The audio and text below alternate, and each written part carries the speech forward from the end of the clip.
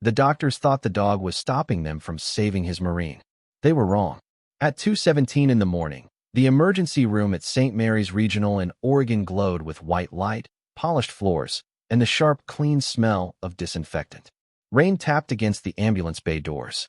A heart monitor spoke in slow, steady beeps beside Staff Sergeant Ethan Walker, a white U.S. Marine with a weathered face, closed eyes, and one hand curled, as if it still remembered holding on. Around him, doctors moved with careful urgency. Nurses prepared lines, checked numbers, and spoke in low voices trained not to shake. But between all of them and the bed stood Ranger, a black and tan German Shepherd K9 with amber eyes, wet fur, and a military collar darkened by rain. He did not bark. That made him more frightening. He only stood there, shoulders square, head low, body planted against the side of the bed, watching every hand that came near Ethan. Dr. Michael Hayes lifted both palms, keeping his voice calm. "Easy, boy. We are trying to help him." Ranger's ears twitched, but he did not move. A younger nurse stepped forward with gauze and a tray, and Ranger shifted 1 inch to the left, just enough to block her path. His low growl was not wild. It was controlled, measured, a warning shaped by training, not panic. The room froze. No one wanted to hurt the dog. No one wanted to waste time. Outside the glass doors, 2 paramedics stood helpless, soaked from the storm, whispering that the K9 had jumped into the ambulance and refused to leave Ethan's side. They said Ranger had not snapped once. He had simply watched the Marine breathe and placed himself wherever people tried to separate them. Dr. Hayes looked at the monitor, then at Ethan's pale face. "We need access now," he said, quieter than before. The words carried weight, but Ranger did not obey them. His amber eyes moved from the doctor's hands to the door, then back to Ethan's chest, as if he was listening for something no one else could hear. At the foot of the bed, a metal instrument tray shifted and gave a small bright clink. Ranger went still, not tense like an animal ready to attack. Still like a memory had touched him. His nose lifted. His breathing changed. The nurse holding the tray backed away slowly. "He reacts to metal," she whispered. Dr. Hayes frowned. "No. Look at him. He is waiting." That was when Nurse Hannah Brooks entered from the side hallway, called in because she had worked with service animals before. She was in navy scrubs, hair pulled back, badge clipped to her chest, her face tired but gentle in the hard hospital light. She stopped when she saw Ranger. She did not reach for him. She did not call him dangerous.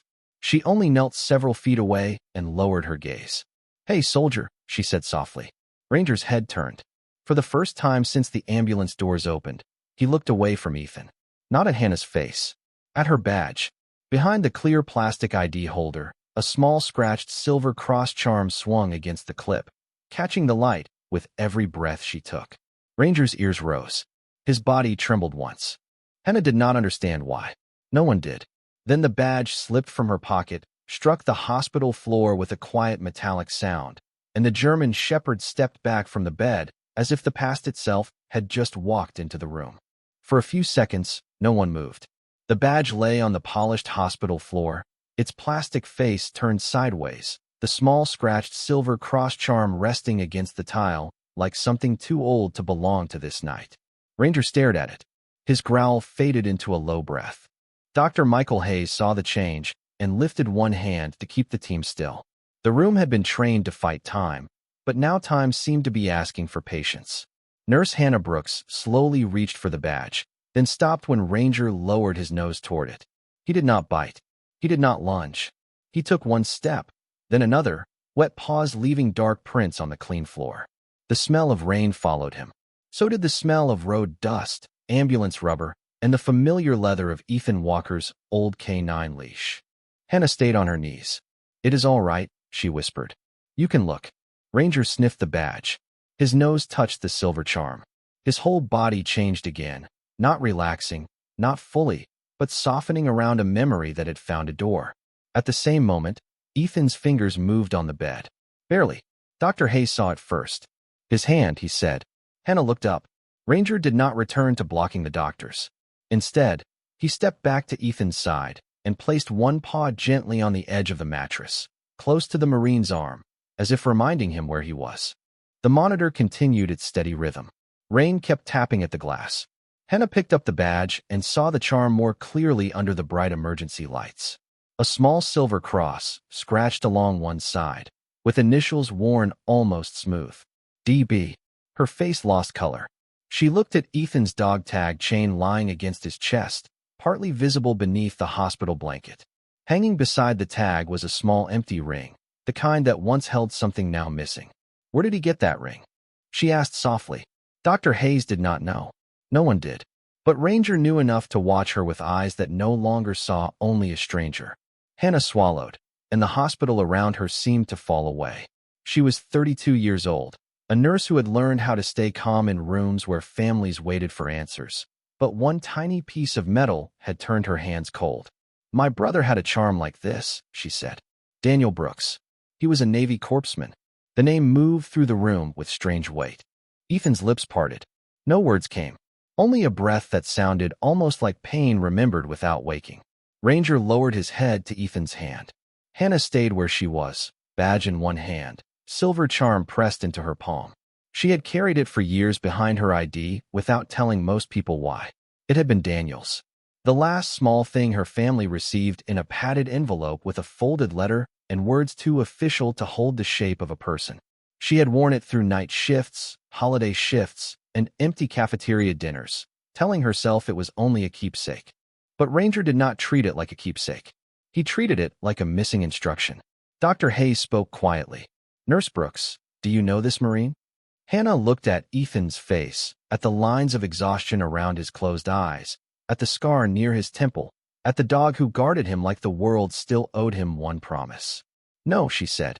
Then her voice changed. But I think my brother did.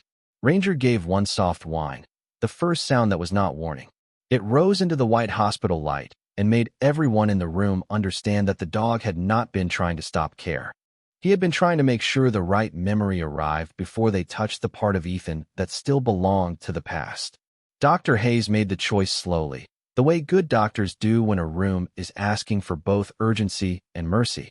He looked at Ethan's numbers, then at Ranger, then at Hannah kneeling on the floor with the badge in her hand and a silver charm pressed into her palm, like a prayer she had never meant to say out loud. We keep treating him, he said, but we do it with the dog where he can see him. No one argued. The team moved again, softer this time, less like a storm and more like hands learning a language. Ranger stayed beside the bed, his body close to Ethan's arm, watching every motion but no longer blocking it. When Dr. Hayes reached toward Ethan's shoulder, Ranger tracked the movement, then lowered his head to the blanket as if granting permission one breath at a time. Hannah clipped her badge back to her scrub pocket, but the silver cross charm still shook slightly against the plastic. She tried to steady it with her fingers. Ranger noticed. So did Ethan. His eyelids fluttered once, not opening, only answering some sound far beneath sleep. Staff Sergeant Walker, Dr. Hayes said near his ear. You are at St. Mary's Regional. You are safe. Ranger is here. At the name, Ranger's tail gave one faint movement against the floor. Hannah leaned closer from the other side of the bed. The scent of disinfectant, wet dog, and rain-soaked nylon filled the space between them. She did not know this Marine. Not truly. But the dog had recognized something her grief had carried for years without understanding. My brother's name was Daniel Brooks, she said softly, not sure whether she was speaking to Ethan, Ranger, or herself. Ethan's fingers tightened against the sheet. Dr. Hayes looked at the monitor. Again, he said. Hannah swallowed. Daniel Brooks. Navy corpsman. Ranger gave a low, broken whine and pressed his nose against Ethan's knuckles. Then, from Ethan's lips, one word slipped out, dry and almost soundless. Document. Hannah froze. In the hospital, corpsmen were not usually called that by strangers. In the field, they were. Dr. Hayes glanced at her. Does that mean something? Hannah nodded, but her eyes stayed on Ethan. That is what Marines called him. The room quieted around the word, as if even the machines understood it belonged to another place. Ethan's breathing changed, unsteady for a moment, then finding rhythm again beneath Ranger's warm weight near his hand.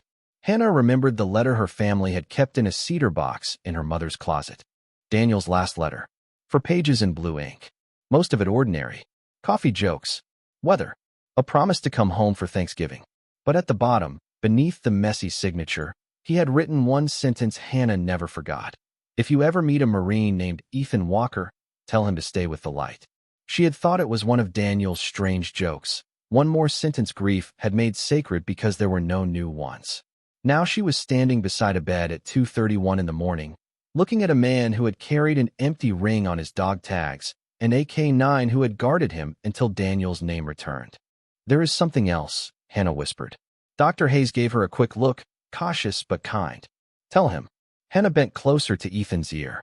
Ranger lifted his head, amber eyes fixed on her mouth. She could feel the silver charm against her badge, cold through the fabric. Her voice shook only once. Daniel said to tell you. She whispered, stay with the light. Ethan's eyes opened just enough for the white ceiling to reflect in them. Ranger stepped forward and rested his head beside Ethan's hand, not guarding now, not warning, only waiting. And somewhere beneath the slow beeping monitor, the Marine tried to come back. Ethan's eyes did not open all the way. They moved beneath the harsh white lights, searching without strength, finding shapes before faces. The ceiling, the curtain rail, Dr. Hayes at his shoulder. Hannah Brooks leaning close with one hand pressed to the badge on her scrub pocket. Then Ranger. The moment Ethan saw the German Shepherd, something inside his face loosened. Not relief exactly.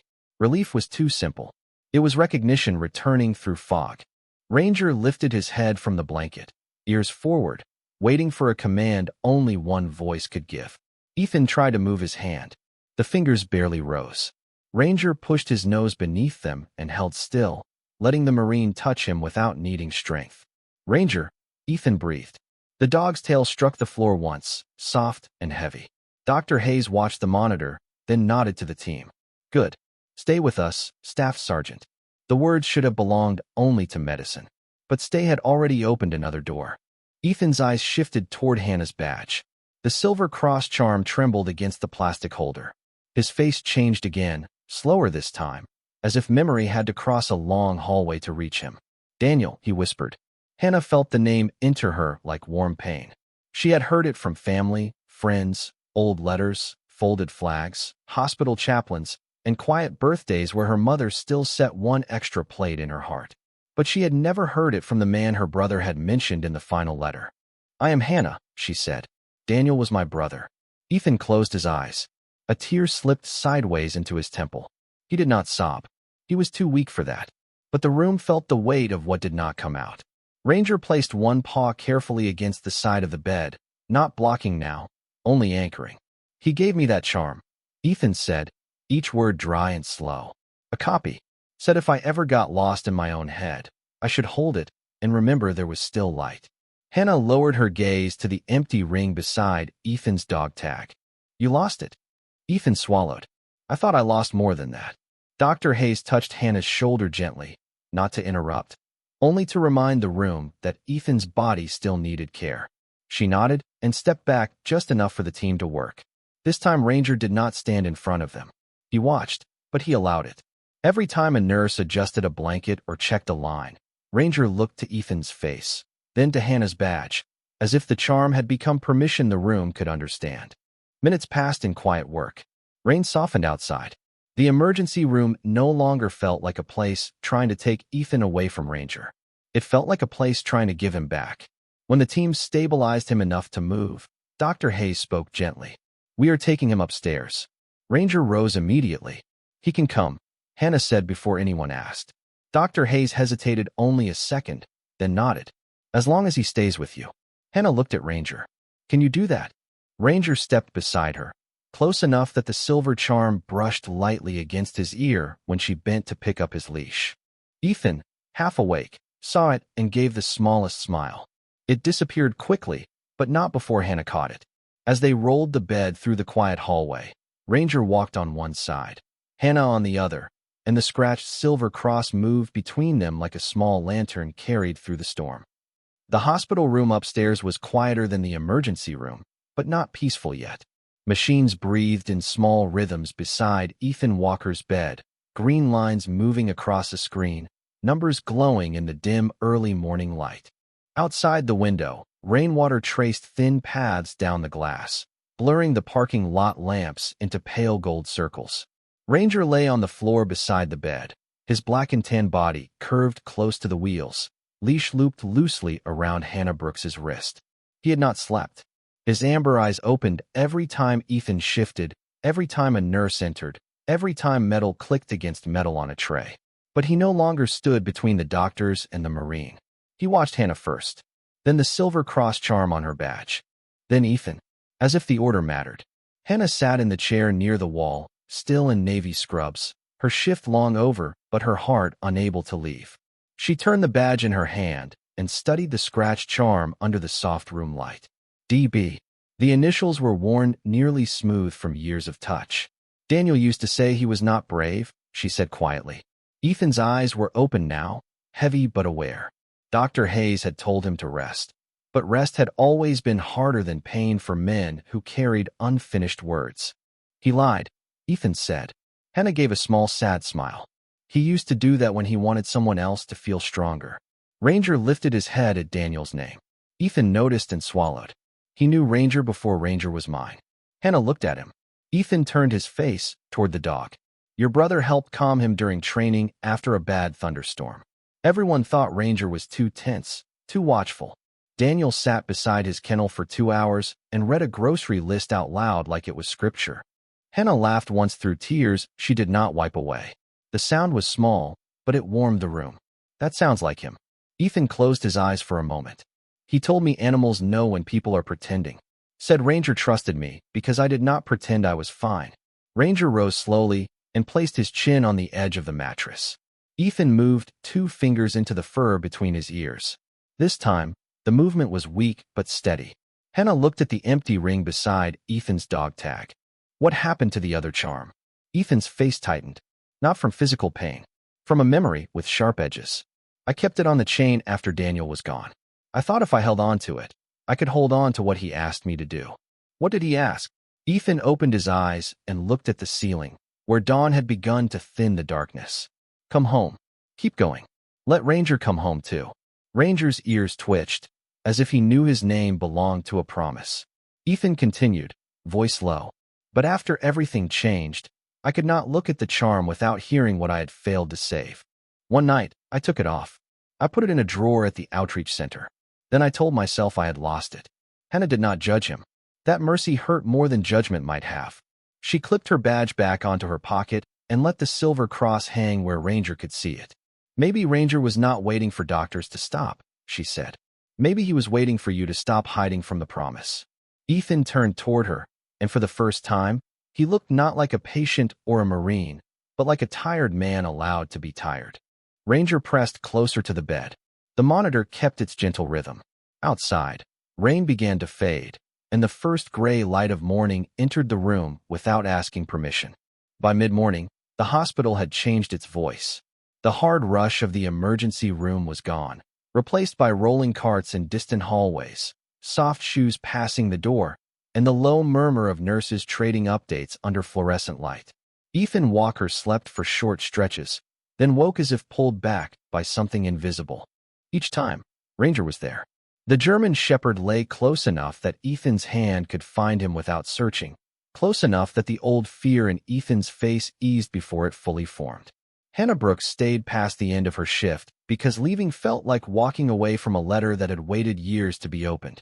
Dr. Hayes came in just after 10, carrying a tablet and a paper cup of coffee gone cold. You are stable, he told Ethan. Bruised, exhausted, and lucky. We will keep watching you, but you are moving in the right direction. Ethan gave a faint nod. Ranger. Dr. Hayes looked down at the dog, who stared back with quiet professional suspicion. Also exhausted. Also lucky. Possibly less impressed with me than you are. Hannah smiled, and even Ethan almost did. Then the room settled again. The kind of silence that asks for truth. Ethan looked at the charm hanging from Hannah's badge. Daniel's family got my letter? Hannah's fingers closed around the edge of her scrub pocket. Yes. I wrote it 3 times. My mother kept the last one. Ethan closed his eyes. I did not know if I had the right to send it. You did. The answer came gently, but without hesitation. Ranger lifted his head, watching Ethan's breathing. Ethan spoke slower now, each sentence crossing ground he had avoided for years. Daniel told me to stop carrying the whole world like it was assigned to me. He said a promise was not a chain. It was a light. I understood him too late. Hannah sat beside the bed. Maybe Ranger understood him before either of us did. The dog's ears moved at his name. Ethan looked down and touched the worn collar. He would not let anyone near me last night, because hospitals still sound like that day to him. Metal trays, fast voices, white light, people reaching in. Hannah glanced at the badge. And then he saw this. No, Ethan said softly. He saw Daniel. The words filled the room with something no machine could measure. Hannah looked away toward the window, where the rain had stopped and thin sunlight rested on the glass. She had spent years thinking grief was something you learned to carry without spilling. But here, beside a Marine she had never met before dawn and a dog who remembered more than people allowed animals to remember, grief felt less like a sealed room and more like a door opening carefully. Later that afternoon, a volunteer from the Veterans Outreach Center arrived with a small envelope from Ethan's office drawer. Ranger stood when the envelope entered the room. Not defensively, reverently. Ethan stared at it. His hand trembled before Hannah even opened it. Inside was a second silver cross charm, dull with age, attached to a short broken ring. The missing piece.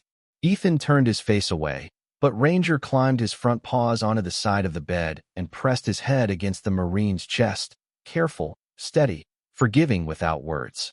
Hannah held both charms in her palm, Daniel's and Ethan's, two small pieces of metal that had crossed years, storms, silence, and one locked drawer to meet again in a quiet hospital room. He kept the promise, she whispered. Ethan looked at Ranger. The German shepherd closed his eyes under Ethan's hand, and for the first time since the ambulance doors opened, he slept. The afternoon light made the hospital room look less like a place of fear and more like a room where tired people had been allowed to breathe. Ethan slept with one hand resting against Ranger's neck, his fingers loosely tangled in the German shepherd's black and tan fur. Ranger did not move. He had learned a new kind of watchfulness now, not the hard guarding from the emergency room, not the silent wall he had built between the doctors and the Marine, but a softer duty, one that allowed help to come close without mistaking it for loss. Hannah Brooks sat near the window with both silver cross charms on a folded towel in her lap. Daniel's charm was cleaner from years of being carried behind her badge. Ethan's was darker, marked by the long loneliness of a desk drawer. Together, they looked less like proof and more like two small pieces of a bridge. Dr. Hayes stepped in quietly near 4 o'clock, checked Ethan's chart, then looked at Ranger sleeping upright with his chin on the mattress. That dog has better bedside manners than half the hospital, he said. Ethan opened one eye. Do not let him hear that. He already thinks he outranks everyone. Hannah laughed softly, and the sound did not break the room. It healed something inside it.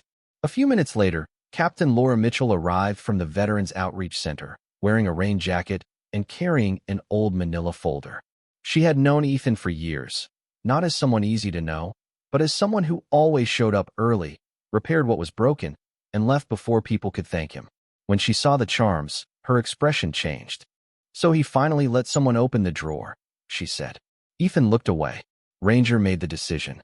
The German shepherd opened one amber eye, accepted the credit, and closed it again. Laura placed the folder on the rolling table. Inside were photographs from the outreach center. Ethan helping repair a porch ramp. Ranger lying beside a young veteran during a counseling session. Hannah's brother Daniel in an old printed group photo, smiling with the same charm visible near his collar. Hannah touched the edge of the photograph like it might disappear if handled too quickly. He looks happy here, she whispered. Laura nodded. He was. He talked about you. Hannah blinked hard. Ethan's voice came low from the bed. All the time.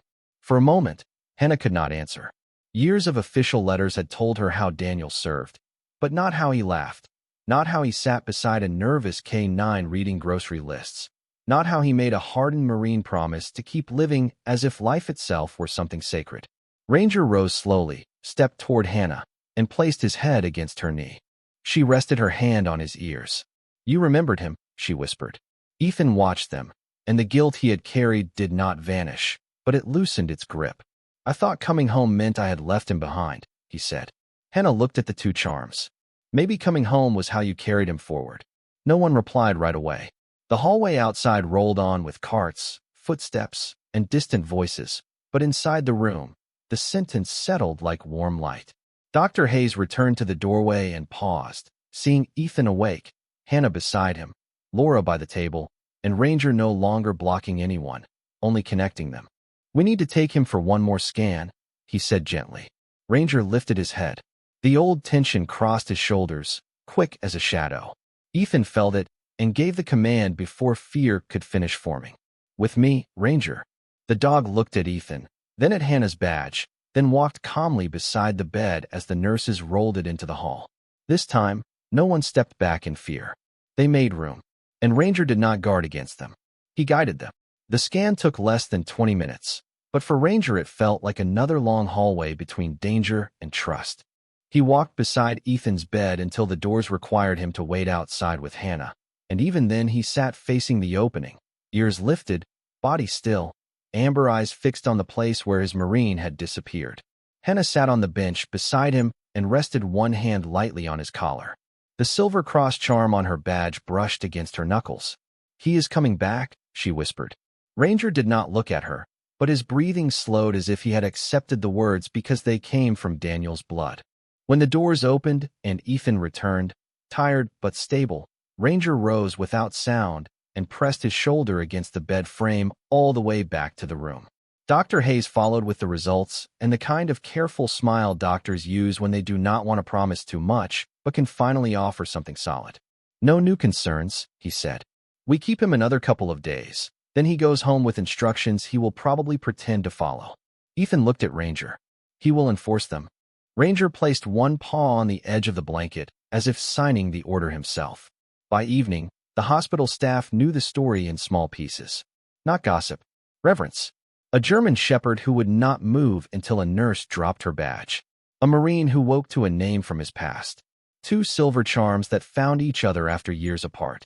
Nurses passed the doorway more quietly than usual. One left a folded blanket for Ranger. Another brought a paper cup of water and said, "For the officer," with a smile. Ranger sniffed it, then drank only after Ethan nodded. Hannah watched that tiny act and understood something Daniel had probably understood long before any of them. Ranger did not simply obey. He trusted in layers. Late that night, when the hospital softened into dim lights and distant elevator bells, Ethan asked Hannah to open the manila folder again. She spread the photographs across the blanket, careful not to cover the wires or disturb his bandages. Daniel's smile appeared between them, younger than grief, alive in glossy paper. Ethan touched the edge of the photo. "He made everyone feel less afraid," he said. Hannah looked at the picture, then at the dog resting near the bed. "Even Ranger?" "Especially Ranger." Ethan took a slow breath. After Daniel was gone, Ranger stopped sleeping through the night. He would wake at every sound. "I thought he was guarding me. Maybe he was waiting for me to tell the truth." Hannah looked up. "What truth?" Ethan's eyes stayed on Daniel's photograph. "That I was angry at being alive." The room became very still. No one rushed to fill it. Ranger lifted his head and placed it gently over Ethan's wrist. Ethan let the weight stay there. "I kept helping people at the outreach center because it was easier than letting anyone help me," he said. "I kept Ranger close because he knew when I was lying. But I still put that charm in a drawer, and I still avoided hospitals, and I still acted like healing would betray the people who did not come home." Hannah's eyes shone, but her voice stayed steady. Daniel would have hated that. Ethan almost smiled. He would have said it louder. "Yes," Hannah whispered. "He would have." She unclipped her badge and placed Daniel's charm beside Ethan's darker one on the blanket. Two small crosses. Two long roads. Ranger sniffed them once, then settled his head between them like a guard at peace. Ethan looked at the dog, then at Hannah. Last night, he was not stopping the doctors. Hannah nodded. He was stopping the old ending. Outside the window, the rain had finally cleared. The parking lot lights glowed on wet pavement, and above them, a thin patch of Oregon sky opened into stars. 3 days later, Ethan Walker left St. Mary's Regional in a wheelchair he insisted he did not need, wearing a gray sweatshirt, a hospital bracelet, and the tired expression of a man learning that accepting help could be its own kind of courage. Ranger walked beside him through the lobby, black and tan coat brushed clean, amber eyes calm, K9 collar resting against his neck like an old medal. He did not block the nurses anymore. He watched them, yes, but without fear. When Dr. Hayes handed Ethan the discharge papers, Ranger sat at attention and stared until Ethan took them seriously. "I understand," Ethan said. Dr. Hayes looked at the dog. "I was talking to both of you." Hannah Brooks stood near the doors in navy scrubs, her badge clipped to her pocket, Daniel's silver cross charm shining softly beneath the plastic. Ethan held the second charm in his hand, the darker one from the drawer, now cleaned but still scarred by time. He had asked Hannah if she wanted it back. She had shaken her head. "That one found its way to you for a reason," she said.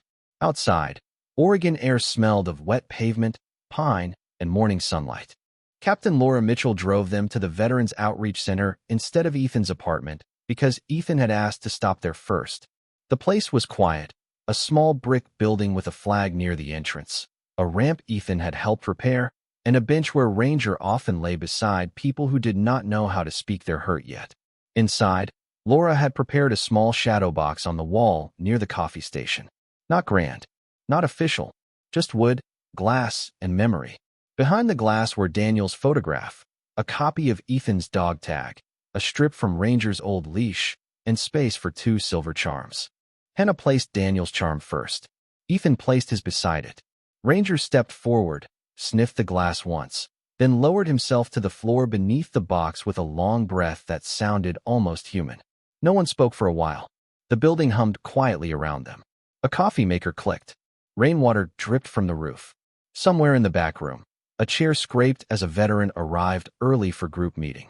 Ethan looked at the shadow box and read the small line Laura had printed beneath the charms. He guarded the promise until Grace arrived. Hannah wiped her eyes with the heel of her hand. Ethan did not apologize for surviving. Not that morning. He simply stood there, one hand on Ranger's head, the other resting lightly against the glass. Later, when sunlight moved across the floor, Ranger fell asleep between Ethan and Hannah, no longer guarding a doorway, no longer holding back doctors, no longer waiting for a badge to fall. He had done what loyal hearts do when humans lose the way. He remembered the promise, carried it through fear, and placed it gently back into the hands that were finally ready to hold it.